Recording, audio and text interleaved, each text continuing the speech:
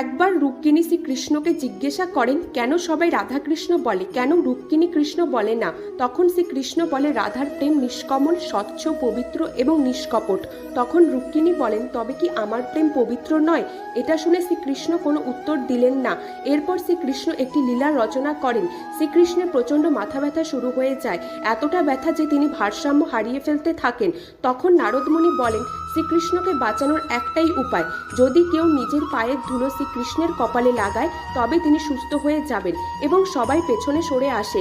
রুক্মিণীও পিছিয়ে আসেন এবং বলেন, যদি আমি এমনটা করি তবে আমার নরকেও স্থান হবে না। তখনই রাধা এসে নিজের চরণের ধুলো নিয়ে শ্রীকৃষ্ণের মাথায় লাগিয়ে দেয়। শ্রীকৃষ্ণ সুস্থ হয়ে যান। তখন রুক্মিণী রাধাকে বলে, তুমি এটা কি করলে? তোমার কি নরকের ভয় নেই? তখন রাধা বলেন, আমি কৃষ্ণের কষ্ট দেখতে পারবো না, তার জন্য আমাকে নরকে যেতে হলেও আমি যাব। তাই সত্যিকারের ভক্তরা কমেন্টে জয় রাধাকৃষ্ণ অবশ্যই